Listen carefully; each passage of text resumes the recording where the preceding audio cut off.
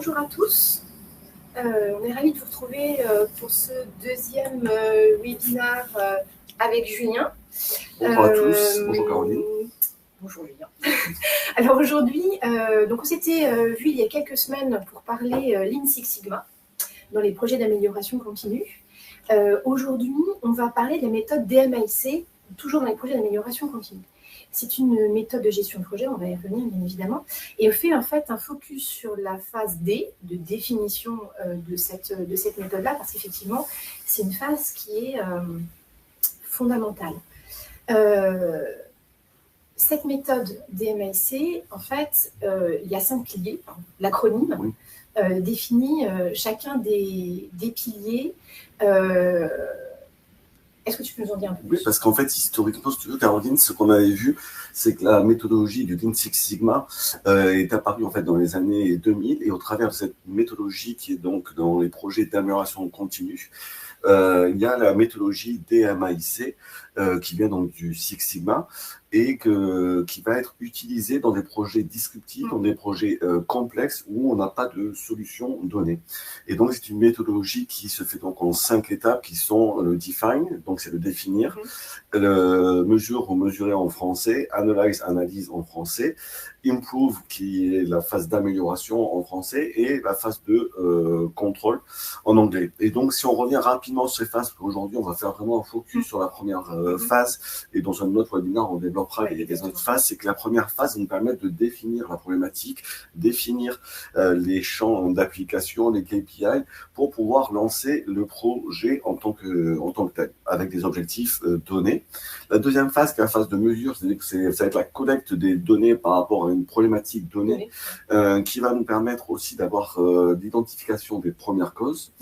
Et une fois que cette phase a été effectuée, nous allons passer sur une vraie phase d'analyse, qui ne sont pas la recherche de causes primaires, la vraie recherche de causes fondamentales, de causes racines par rapport à toute la problématique donnée et à la collecte qu'on a pu faire, afin de prioriser ces causes. Et une fois qu'on a priorisé ces causes, on va pouvoir passer sur la phase d'amélioration, avec la mise en place de solutions par rapport à ce projet descriptif d'amélioration dans du court, du moyen et du long terme.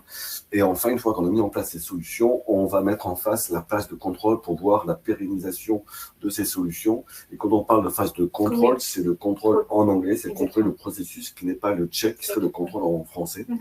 Et ce qui est extrêmement important à dire, je le répète, c'est que lors de cette méthodologie, de ces 5 phases, il peut y avoir des gains, ce qu'on appelle des quick wins, donc des gains rapides, tout au long de ce projet, de la phase D jusqu'à la phase de contrôle. On n'a pas besoin d'attendre la phase d'improve, de mise en place de solutions, pour pouvoir mettre en place des gains par rapport à cette problématique donnée. D'accord. Ce que l'on disait effectivement au départ, c'est que le DMAIC, c'est une démarche de gestion de projet, mais elle a une spécificité, elle a évidemment 4 spécificités spécifiques. 4 spécificités qui la distinguent en fait effectivement d'une démarche de projet classique. Parce que finalement, on va tout le temps chercher à cibler le cœur du problème, à se focaliser sur le cœur du problème. Ça, c'est la première étape. Qui est extrêmement importante en fait dans toute cette méthodologie du Lean Six Sigma, c'est qu'on va toujours utiliser des métriques donc dans la collecte de données, dans l'analyse, et toujours se reporter par rapport à l'identification de la problématique qu'on a pu voir dans la phase de définition, et donc ça tout au long de ce projet. Après, il y a des indicateurs aussi de suivi, il y a des livrables en qualité, en quantité et dans un temps donné qui vont permettre de suivre aussi l'évolution de cette méthodologie. Il y a une vraie phase d'analyse, comme on disait tout à l'heure, pour rechercher des causes racines, au-delà des causes primaires, pour pouvoir vraiment creuser le problème, mettre en place des solutions, et le fait que ces solutions soient pérennes et que le problème ne réapparaisse pas. Et ce qui est important aussi de dire, c'est que lorsqu'il y a une validation de toutes ces phases, de tous ces livrables, cela va être fait avec un sponsor, et qui est un élément clé de tout projet d'amélioration continue au travers de cette démarche DMAIC. Oui. Le sponsor, on en avait déjà parlé la dernière fois quand on avait parlé du Lean Six Sigma. Ce sponsor-là, il reste un acteur central, pivot, qui reste toujours positionné au cœur de la problématique. Il a on va dire qu'il a 4 rôles principaux, ce sponsor, dans le déroulé d'un projet DMLC. Le premier, c'est effectivement qu'il va permettre de lever les points de blocage qui pourraient apparaître tout au long du projet. Exactement. Et ce qui est extrêmement important, parce que si votre projet, à un moment, va commencer à patauger soit dans le temps, soit dans les livrables, il est fondamental que ce sponsor puisse aider à lever, sinon votre projet ne va pas perdurer, les livrables ne vont pas être en temps et en heure, et donc il va y avoir la déception, il va y avoir des irritants au niveau des équipes, au niveau du client, au niveau des attentes. Et ce sponsor aussi a un rôle clé, puisque c'est lui qui va valider en fait dans la phase de définition du projet la problématique, les indicateurs, les livrables, et c'est lui aussi qui va permettre, par rapport à sa validation, le passage d'étape par étape. Et donc, il doit être impliqué, il sera impliqué aussi, et il va être fortement aussi impliqué dans la phase de mise en place des solutions, et pour que celles-ci soient pérennes. C'est-à-dire qu'on a trouvé une solution, mais après, il faut la mettre en place avec les opérateurs, avec les opérationnels, et c'est lui qui va faire ce lien du début du projet, de la problématique, et jusqu'à la mise en place opérationnelle des différentes solutions proposées et données. Et donc, ce que l'on se disait la dernière fois quand on parlait du Lean Six Sigma, c'est qu'il doit être nécessairement bien identifié au sein de la société, dans le projet de lancement, et sensibiliser quelque part au sujet Lean. Oui, parce qu'en fait, il doit être vraiment d'avoir cette philosophie d'amélioration continue, de la méthodologie Lean, même si lui n'est pas certifié, puisque le projet va être fait par un consultant interne ou externe d'entreprise qui est certifié, mais il doit avoir cette philosophie pour pouvoir l'inculquer aux différentes personnes qui vont être impliquées dans le projet, pour pouvoir l'inculquer après aussi, comme on disait, dans la mise en place de solutions. Et il doit être aussi habitué à cette philosophie, parce que sinon, s'il se détache trop loin de cette philosophie, il ne va pas du tout être impliqué dans le projet. Donc, le projet risque en fait de ne pas en fait fonctionner comme on l'a souhaité, et la mise en place des facteurs clés de succès à la fin ne seront pas bien présents. Et donc, c'est pour ça qu'il est très important de l'identifier, de le caractériser et qu'il soit impliqué dans le projet pour que lui puisse impliquer l'ensemble des personnes dans ce projet disruptif. Alors, on va revenir, attaquer le cœur du sujet sur le focus de la phase de définition d'un projet DMLC. Alors, c'est un sujet qui se construit un peu en tiroir, parce que là, on se dit qu'il y a 3 points clés, et en fait, dans ces 3 points clés-là, on va voir qu'il y a dans le mandat encore d'autres étapes fondamentales. En fait, tout se construit et tout se structure avec différentes étapes à réaliser. Dans la phase de définition, finalement, il y a 3 éléments qui construisent, qui sont les fondamentaux de cette phase de Il y a le mandat, effectivement, comme tu le disais, ce qu'on appelle aussi le six-pack. On va voir en détail, en fait, comment on le construit, comment on le voit. C'est l'élément fondamental de cette phase de définition. Et on va bien voir que ce mandat, justement, c'est là aussi où le sponsor a un rôle clé, puisqu'il va valider l'ensemble de ce mandat. On va le voir au fur et à mesure. Ce qui est extrêmement important et ce qui vient aussi dans cette philosophie du Lean Six Sigma, de la méthodologie, c'est la voix du client. C'est-à-dire que lorsqu'on va voir un client qui a une problématique donnée, c'est d'écouter sa problématique, de pouvoir caractériser le ou les problèmes et pouvoir définir avec le client les exigences clés aussi liées à ce problème. Et après, effectivement, le 3e pan de cette phase de définition est le lancement réel dans un temps donné du projet d'amélioration continue avec des équipes données et dédiées. D'accord. Alors, le mandat, ça reste l'étape clé de cette phase de définition. Quand tu parlais de six-pack, c'est finalement, en fait, il y a 6 étapes. 6 points clés, en fait, ce qu'on voit en fait dans à la l'écran. construction de ce mandat.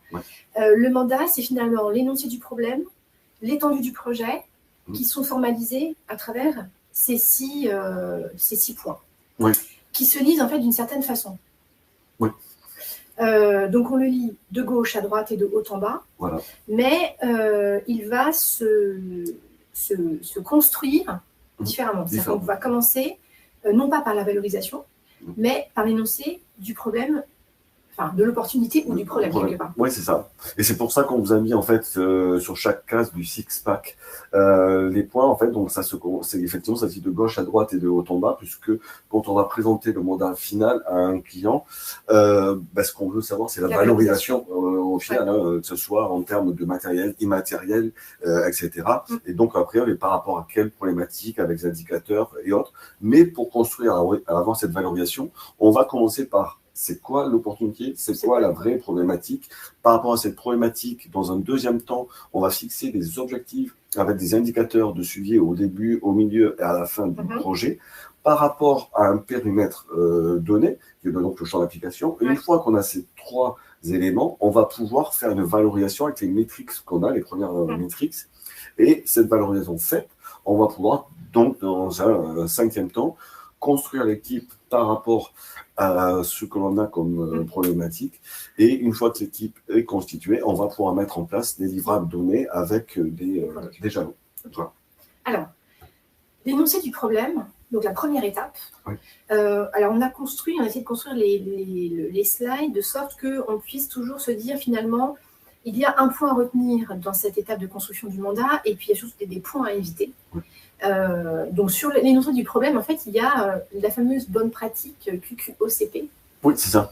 Et cette problématique, donc, c'est en 5 points. C'est vraiment, cette problématique va permettre de caractériser le problème, parce que souvent, il y a beaucoup de on-dit dans la société.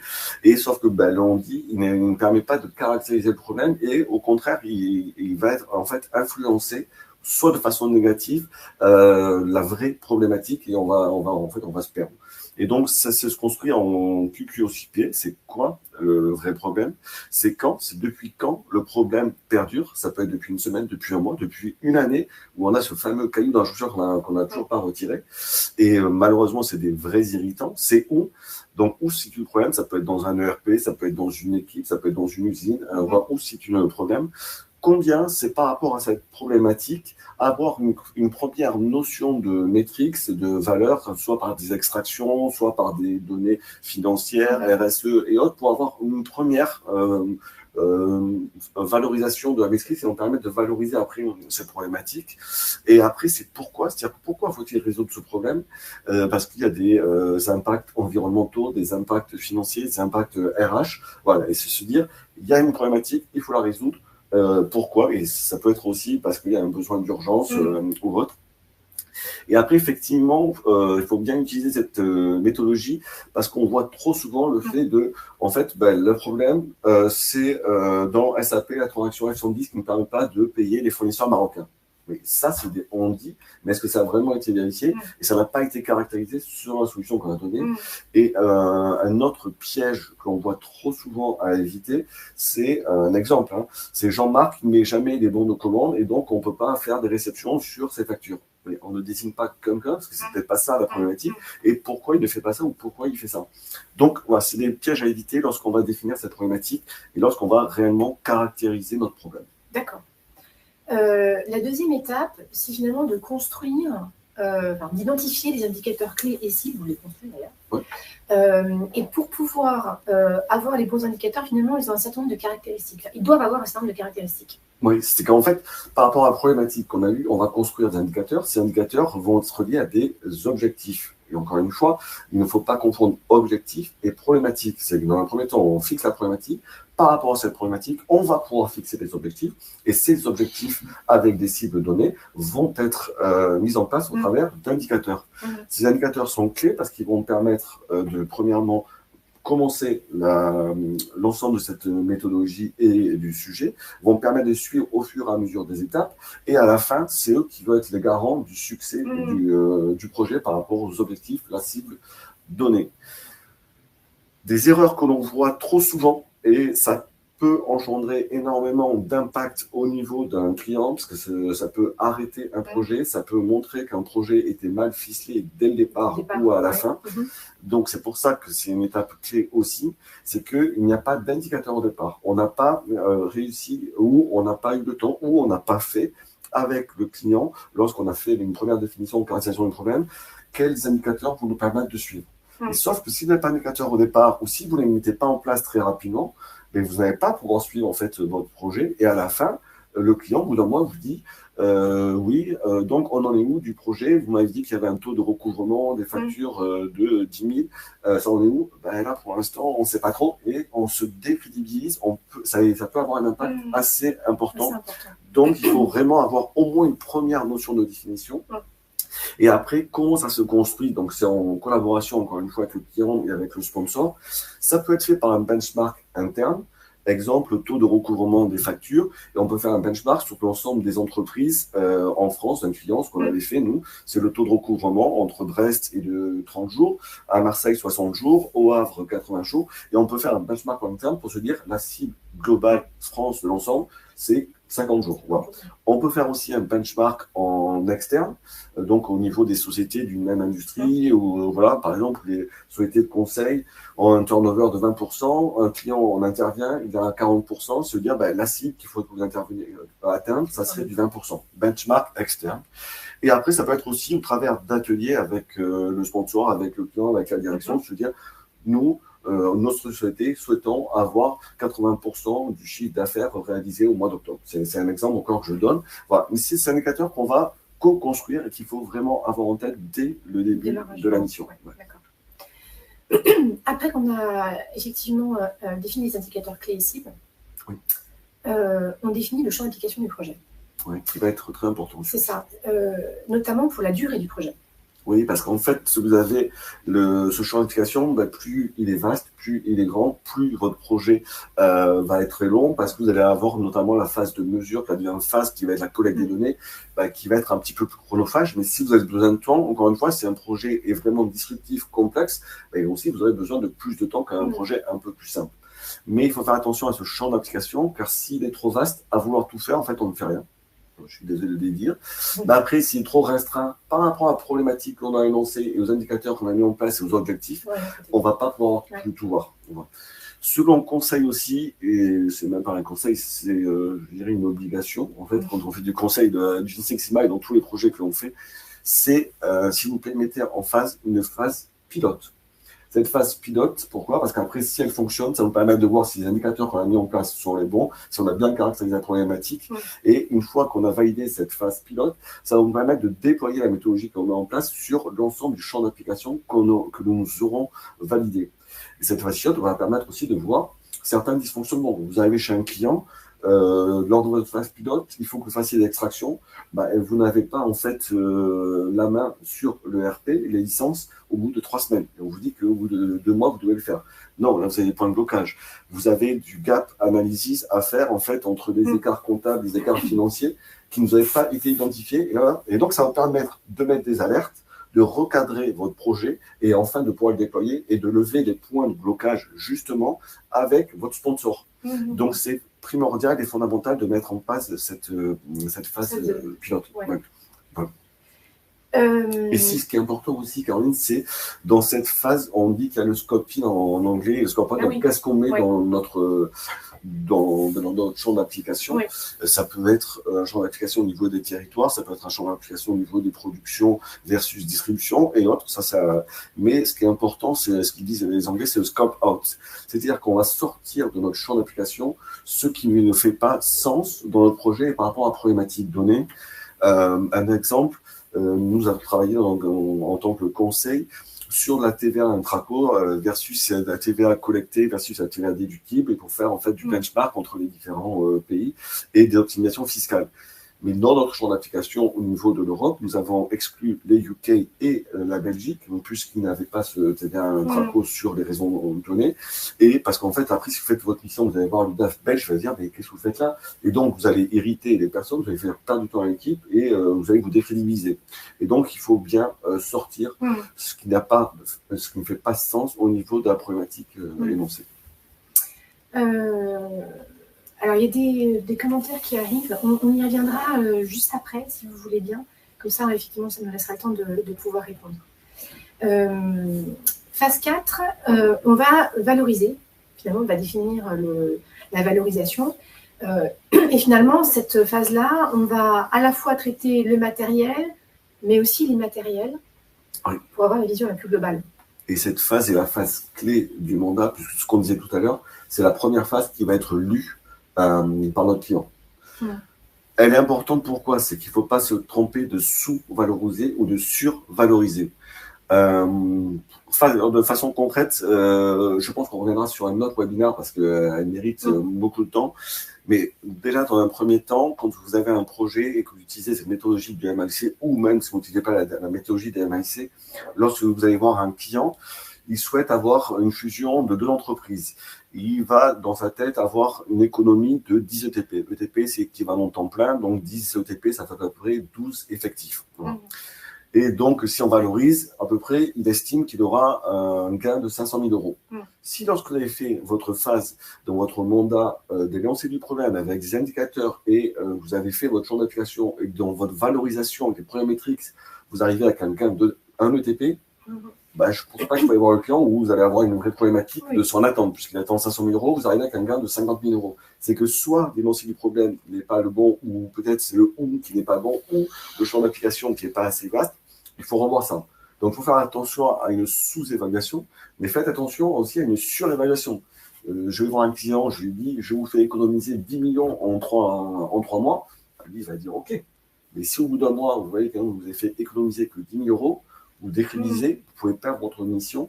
Vous allez aussi avoir quand même certaines problématiques, etc. Si vous êtes par exemple au success fees, vous allez devoir en fait vous de l'argent au client. Donc il faut faire attention à cette surévaluation, cette sous-évaluation.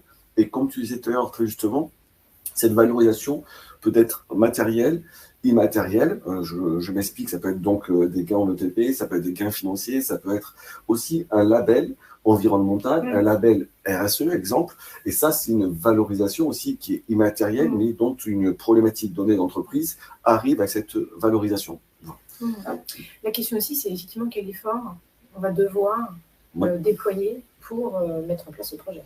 Les investissements, etc., les difficultés de mise en œuvre qui vont mobiliser du temps, de l'argent, etc. Mais c'est clairement en fait le ROI, enfin le return on investment, le retour sur investissement du projet. Si pour gagner un ETP, vous devez vous mettre en place avec plus de 6 opérations sur une durée de 6 mois, avec des investissements colocaux en termes de nouveaux locaux, etc., on n'y va pas. Ou alors on a mal calibré la problématique, ou mal calibré le projet, etc. Il faut faire attention à la valorisation. Il ne faut pas que ce soit surévalué ni sous-évalué. Et il faut voir aussi l'effort de guerre mis en place pour arriver à cette valorisation. D'accord. Étape 5, finalement, maintenant, on va constituer l'équipe. Excusez-moi, ça m'a coupé un petit temps de... Voilà. Sur la sélection d'équipe, c'est une étape importante puisqu'effectivement, on va là définir les compétences nécessaires et ensuite les personnes qui correspondent. On ne fait pas l'inverse. Non. Et ça, c'est très important parce qu'on a vu dans trop de projets dire on va prendre lui parce qu'il est très sympa, lui parce qu'il a la bande passante et lui parce que c'est un spécialiste de la fiscale sur un projet fiscal. Non, c'est pas comme ça qu'on fait. C'est qu'on va voir par rapport à tout ce qu'on a défini, qui est la problématique avec les indicateurs, le champ d'action et la valorisation, des compétences que nous attendons dans ce projet. Et donc, cette équipe doit faire mise en place de compétences. Une fois qu'on a identifié ces compétences, alors nous allons pouvoir identifier les personnes. Et une fois qu'on a identifié ces personnes, il faut identifier aussi qu'elle est bien la bande passante pour pouvoir être partie prenante du projet. Et donc aussi, dans ce projet, on répète, il y aura le sponsor, qui est l'élément clé, il faut bien qu'il soit identifié, qu'il ait cette philosophie. Il y a le consultant, qu'il soit interne dans des grosses entreprises ou externe, qu'il soit certifié Green Belt, Black Belt, Lean Six Sigma pour mener le projet. Et après, il faut des opérationnels dans l'équipe par rapport aux compétences qu'on a attendues. D'accord. Et finalement, une fois que qu'on a passé cette phase de sélection d'équipe, on va finalement lancer le plan d'action. Définir le plan d'action. Définir le plan d'action. Ce plan d'action, ça va être la durée du projet. Donc, cette durée, c'est par rapport au champ d'application que l'on a défini dans un troisième point. Et ce champ d'application, il va être plus ou moins vaste. Et comme on le disait tout à l'heure, votre phase de mesure et votre phase de mise en place des solutions va être beaucoup plus long que sur un simple sujet. Donc, là-dessus, il y a des impacts sur la durée du projet. Et sur chacune des phases, cette durée peut aller de 2 semaines à un mois. Donc, en gros, on va se dire qu'un projet Lean Six Sigma, ça va de 10 semaines, donc à peu près 3 mois, hein, 3 mois jusqu'à peu près 6 mois. D'accord. Ok. Avec toujours un rôle fondamental du sponsor, comme tu disais, sur le suivi et la validation des différents livres. C'est lui qui va dire on passe à l'autre étape, enfin forcément pas tout seul parce que c'est en atelier, mais comme on aura défini au travers des indicateurs qui vont permettre de suivre le projet, on aura défini aussi des livrables qualitatifs, quantitatifs, en temps donné, et c'est ça qui va nous permettre d'enclencher les différentes phases. C'est ça qui va nous permettre de se dire aussi le projet il est OK dans le temps, ou là le projet il est en train de perdre complètement l'eau. Pourquoi? Parce qu'on n'avait pas prévu qu'il y avait des vacances, on n'avait pas prévu ça, la bande passante des équipes en fait est en train d'exploser, et donc on peut pas, ils peuvent pas être disponibles, et c'est là où le sponsor, et quand il est bien impliqué, va permettre de lever aussi ces points de blocage. D'accord. On en arrive finalement à la validation du mandat, puisqu'on a finalement passé l'ensemble des 6 étapes. Donc on va valider ce mandat avec 2, on va dire, derniers points d'attention avant finalement la suite du le lancement du projet, voilà, en fait. Qui sont le timing. Oui. Et puis la constitution d'équipe. On revient quand même sur ce sujet de constitution d'équipe qui reste un point clé. Je répète, c'est qu'il faut faire attention. Vous avez bien les compétences, vous avez bien identifié les différentes personnes au sein de cette équipe, et vous avez surtout identifié qu'il y avait de la bande passante pour pouvoir être partie prenante de ce projet. Et donc, à ce moment-là, oui, vous pouvez y aller. Sinon, votre projet ne va pas toucher. C'est pareil, le sponsor, est-ce qu'il est vraiment bien défini? Est-ce qu'il a le timing donné? Et autres. Donc ça, c'est fondamental pour que votre projet puisse commencer, puisse perdurer dans le temps et puisse aboutir avec des succès à la fin de ce projet. Et le deuxième point fondamental, comme tu sais, c'est le timing. C'est OK, on a validé, on est mardi, oui, c'est ça, on a validé notre mandat, mais ça ne veut pas dire qu'on va partir sur la mission dès lundi prochain. Parce que déjà, donc, on se répète, il faut voir la disponibilité de l'ensemble de l'équipe. Il faut voir aussi par rapport au projet donné, et lorsque vous avez des personnes aussi impliquées dans ce projet. Je vais vous donner 2 exemples où on peut planter un projet de façon assez simple. Vous avez un projet de mise en place en fait des nouvelles normes comptables pour un passage de clôture de 10 jours à 3 jours. Très bien. Ça va impliquer le DAF, le responsable comptable, etc. N'allez pas lancer, ce projet va durer 5 mois, 6 mois, parce que c'est assez robuste, etc. à mettre en place. N'allez pas lancer ce projet le 15 décembre, puisque du 15 décembre au 30 décembre, il y a la préparation de la clôture. Après, sur le mois de janvier, il y a toute la clôture qui doit être faite. Après, il y a les commissaires en compte, il y a DACI, la direction du contrôle interne et de l'audit qui vient aussi. Et donc, vous savez très bien que votre DAF, votre RAF et ses équipes ne seront pas disponibles. Donc après, vous avez les vacances scolaires. Donc, de façon pragmatique, lancer le projet plutôt en mi-février ou début mars. Voilà. Et c'est pour ça, ça en revient aussi dans toute cette philosophie du Lean Six Sigma, ce qu'on a vu la dernière fois, c'est qu'il y a le BSP. Le BSP, c'est le bon sens paysan. Donc à un moment, on a beau avoir des outils, une méthodologie, des étapes, etc., des backgrounds, des benchmarks, mais moi-même, je dois l'appliquer à chaque fois. Il ne faut pas oublier le bon sens paysan. Ne lancez pas un projet de rupture complexe de la compta au mois de décembre. Moi, je sais que je m'étais, dans ma carrière, ça m'est arrivé de faire des erreurs. On apprend en marchant. J'avais lancé un projet pour l'éducation nationale, mais je l'avais lancé plutôt en mi-juillet. Pour ne jamais lancer un projet de l'éducation nationale en juillet et en août. Voilà. Et même pas après, puisque c'est la rentrée. Donc, lancer ce projet plutôt en mi-septembre. Voilà. Donc, c'est, encore une fois, voilà, c'est un bon sens paysan. Vous pouvez avoir tout validé, vos étapes, votre mandat, etc. On est là. Mais attention au timing du lancement du projet, parce que si vous lancez au mauvais timing, déjà, en fait, il va prendre un cycle de 1 mois, 2 mois, et donc après, les équipes vont être usées, ça va dépasser 6 mois, il ne va pas y avoir les gains attendus, vous n'allez pas faire de quick win, et on va se décrédibiliser l'image, et tout le monde, en fait, ça ne va pas avoir les succès escomptés. Ouais, tout à fait. Et bien on arrive au terme de cette phase de définition. Après, effectivement, on lance la suite de la démarche avec le M, le A, le I et le C. Et ça, on le fera effectivement dans un prochain webinar. Alors, on avait des remarques qui nous sont arrivées quand on présentait le contenu sur... Alors, une première remarque, tu parlais de phase pilote. tout à l'heure, et on nous a fait remarquer que la phase pilote se faisait plutôt en phase I et pas en phase D. Donc phase improve. Oui. Alors, en fait, les phases pilotes vont se faire en fait dans la mise en place de solutions, mais avant d'aller collecter de la mesure, ça va se faire en phase D. En fait, pour répondre à la question, il y a 2 phases pilotes. Il y a la phase pilote du projet en tant que tel, donc quand je vais faire mon DMAIC. Parce que, par exemple, lorsque je ne lance pas de phase pilote, je dois aller collecter de la donnée, donc c'est dans ma mesure. Et sauf que quand je vois que je dois collecter de la donnée, je n'ai pas accès aux ERP. J'ai 3 semaines pour avoir une licence. Lorsque je vais dans le ERP, je n'ai pas accès aux transactions données. Je vous dis que le projet, il est déjà bien planté puisque vous avez pris un cycle de 3 semaines ou 5 mois. C'est un exemple que je donne. Donc, c'est une phase pilote dans le déploiement du projet par rapport à la problématique, l'indicateur donné et par rapport au périmètre, au champ d'application que vous avez donné par rapport à votre valorisation. Et pour répondre à l'interrogation qui est très juste, derrière, dans chaque plan d'action court, moyen, long terme, on va mettre en phase un pilote pour voir si la solution donnée escompté et OK avec les opérationnels, puisqu'on aura mis en place des modes opératoires, des fiches réflexes, etc., sur de nouveaux processus. Et une fois qu'on a bien réglé cette phase pilote, qu'on a pu voir avec la phase de contrôle que sous 1, 2, 3 mois, cela fonctionne. À ce moment-là, on déploie nos solutions sur l'ensemble du champ d'application qu'on avait pu donner. Ça peut être le territoire, ça peut être un processus, ça peut être des équipes. Voilà. Donc, je réponds qu'il y a bien 2 phases pilotes. Alors, autre question, le DMAIC, enfin, c'est plutôt une réflexion, c'est l'amélioration des processus et pas une résolution de problèmes suivant Harry et Smith, enfin CF, Harry et Smith.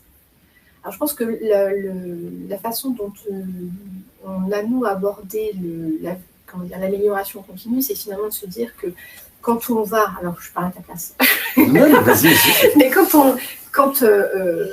pour l'avoir, dans ma préparation et des échanges d'expériences dont tu m'as fait part, c'est finalement, quand on arrive sur un sujet d'amélioration des processus, en fait, on se rend compte on se heurte à un certain nombre de problèmes et que, par voie de conséquence, certes, ce n'est pas une méthode de résolution de problème, mais dans les faits, on est confronté à un certain nombre d'anomalies de fonctionnement qui vont être réglées, enfin du moins abordées et traitées via le DMAIC. Oui. Donc, effectivement, la réflexion est très riche, c'est une amélioration globale des processus. C'est bien pour ça qu'on parle bien de la phase de contrôle, et j'insiste, c'est la phase de contrôle en anglais. Est-ce que le nouveau processus, est-ce que la résolution d'une solution, c'est une amélioration du contrôle en tant que tel du processus? Ce n'est pas le check en anglais qui va être le contrôle en français. Donc là, je suis d'accord. Mais au travers de ces dysfonctionnements de processus, avec des processus et des problématiques ou des opportunités où on n'a pas de solution parce qu'il y a une complexité, parce qu'il y a une problématique donnée, et c'est pour ça que je dis qu'il y a une ou des problématiques dans un processus donné, et c'est même pour cela qu'on va caractériser cette problématique ou ces problématiques dans un processus donné pour avoir une amélioration globale du ou des process. Alors, j'espère avoir été clair. Oui. Effectivement, le DMAIC, la réflexion le commentaire qui nous est proposé, c'est connaître les facteurs influents et les mettre sous contrôle. C'est effectivement. Oui, c'est les facteurs. En fait, oui, c'est les facteurs entrants. Après, je voulais pas complexifier le problème, mais en fait, on a des facteurs entrants, donc c'est des facteurs X, et après, on va avoir des facteurs de sortie Y, et par rapport à la complexité du projet, ces facteurs, en fait, il y a une analyse justement dans la collecte des données, qui sont des facteurs entrants, facteurs X, pour avoir des facteurs de sortie, et ces facteurs Y de sortie vont permettre aussi de voir la performance et du succès de la problématique et des solutions engagées. Non, mais c'est intéressant. Merci pour ces commentaires, parce que ça permet effectivement de repositionner les sujets en fonction des vécus et des expertises. Et vous inquiétez pas pour les fautes, on les voit pas. Ok, alors moi j'avais une question sur l'équipe en tant que telle. Combien de personnes, parce qu'on a dit, voilà, attention, la constitution d'équipe, il faut des compétences, il ne faut pas choisir n'importe qui et penser, toujours éviter ce système de croyance en allant chercher des people dans les différentes équipes. Au max, comment est-ce que j'ai un chiffre clé? Est-ce que j'ai un nombre d'or dans la constitution des équipes? Alors encore une fois, la méthodologie, on peut avoir des outils, etc. Et après, c'est une philosophie. Mais par rapport aux expériences données et par rapport à tout ce qui a été vu, la constitution d'une équipe pour qu'un projet marche, c'est à peu près 6 à 8 people. Vous avez le sponsor. Après, vous pouvez prendre un harmonie mexicain, mais vous allez mettre en place des ateliers. Vous aurez la moitié qui ne seront pas là. Vous n'allez pas pouvoir avoir la bande passante de tout le monde. Et après, il va y avoir des problématiques aussi d'agenda, de planning et autres. Et là, encore une fois, on parle de l'équipe en tant que telle, avec le sponsor, le consultant Green ou Blackbet et j'insiste, il faut absolument avoir des opérationnels. Vous ne pouvez pas tout connaître, tout savoir, etc. Et il faut que ces opérationnels aussi soient des éléments clés par rapport à ce que l'on attend. Et c'est eux qui, avec le sponsor, vont aussi permettre de déployer en fait les solutions dans des phases pilotes, comme je disais tout à l'heure, et être aussi avec le sponsor les ambassadeurs pour le déploiement de l'ensemble des solutions dans les différents services, territoires, sociétés. Enfin, ça dépend après de quoi on parle. Donc, en gros, ne partez jamais à deux avec le sponsor. Oui, on sait tout, il connaît tout. Non, parce que si vous n'avez pas les opérateurs, vous allez vous planter. Ne partez pas avec l'armée mexicain, ça ne sert à rien. D'accord, ok. Est-ce qu'il y aurait d'autres questions, d'autres commentaires, puisqu'on arrive à la fin de cette présentation? On mettra un document en téléchargement qui résume effectivement un petit peu les éléments qu'on vient de se dire là. Ça va, alors attendez, je lis, ça va être dur de mettre des salariés de base si vous chassez les ETP. Alors là, Si, dans ça, je comprends en fait la question. Oui, c'est que oui, s'il y a un gain de TP dans une... Oui, mais bien sûr. Après, c'est pour ça que la constitution de l'équipe, on a insisté plusieurs fois, c'est que effectivement, si dans une société, il y a une fusion de deux entreprises et qu'il y en a une, voilà, vous chassez des ETP, etc. Oui, justement, c'est bien pour ça qu'il faut poser et savoir qui on veut mettre dans l'équipe, et c'est pas qui est dans l'équipe avant de savoir quelle est la problématique, quelle est la valorisation, etc. du projet. Si vous avez une constitution de 5 personnes et ces 5 personnes doivent sauter, par pitié, n'allez pas les mettre dans l'équipe. C'est ça. Et alors, on a un commentaire qui dit pas d'objectif de gain de TP, c'est défendu. Je pense que là, c'est... Oui, mais pour construire. Alors, en fait, oui, tu réponds à la question. C'est pour ça que tout à l'heure, quand j'ai dit exemple, il y a un gain de 10 ETP, ça, parce qu'à un moment, il faut construire la valorisation. Et donc, quand vous allez construire votre valorisation, ces gains de TP, c'est du 30K € à peu près, fois 1,5, ça fait 45. 45 fois 10, votre valorisation est un gain de 450 000 €. Mais au début, pour construire, il faut bien avoir une base, un premier métrique qui va permettre derrière, dans valorisation, d'arriver à 450 000 € et pas à 45 000 €. Donc, je rejoins, oui, mais c'était dans le cadre de la construction de la valorisation. C'est ça, pas l'objectif de dire on va faire du... Et encore une fois, les objectifs, en fait, sont liés à la problématique et la valorisation arrive après avoir lu la problématique avec les objectifs liés et un champ d'application pour pouvoir valoriser la problématique. Et que la valorisation, c'est pas effectivement les ETP en tant que tel. Non. Enfin, avec un objectif de dire on va... un ETP égale une certaine valeur. C'est ça, c'est la valeur en tant que telle. Alors, le document, oui, il sera téléchargé sur Webikeo. Là, dès qu'on a fini, je le mets à dispo. Si vous... Alors, j'ai Clément qui me dit que si on rencontre des difficultés techniques, on peut cliquer en bas. Mais non, ça, c'est pour le coup, tout fonctionne. Donc, merci Clément. Effectivement, je pense que là, on a une réflexion sur les syndicats qui connaissent le DMAIC. Bien sûr, je pense que ça fait partie du point de vigilance qu'ont toutes les instances représentatives quand effectivement arrive ce type de projet en entreprise. Mais parce que le DMAIC, pour rappel, ce que je disais au début, je ne sais pas si tout le monde était connecté, c'est de la philosophie qui est arrivée avec le Lean, qui était vraiment du bottom-up, qui vient du Japon, et le Six Sigma, qui était vraiment du top-down, etc., avec Geriatrix, etc., qui était vraiment plutôt, on va dans la coupe avec de la Matrix. Mais après, cette philosophie, depuis les années 2000, effectivement, on a globalisé le top-down et le bottom-up, le top-down des deux philosophies, des deux méthodologies, et ça fait donc une grosse vingtaine d'années. Effectivement, tous les syndicats, puisque dans cette philosophie et dans toutes les sociétés, par exemple du CAC 40, c'est avec cette philosophie, il y a déjà eu des ateliers de Lean Six Sigma, et effectivement, ils s'en méfient. Naturellement. Très bien. Est-ce qu'il y aurait d'autres questions, d'autres remarques? Écoutez, je pense que on est bon. Il est 11h, presque 10, donc on est time. Donc le document sera effectivement en téléchargement sur la plateforme Jumilatel. Merci pour votre participation, pour ces échanges qui étaient vraiment très intéressants.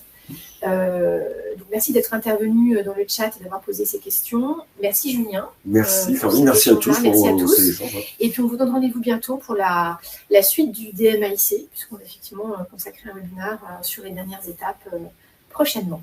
Passez un bon mardi et à très bientôt. Merci à tous. Merci à tous.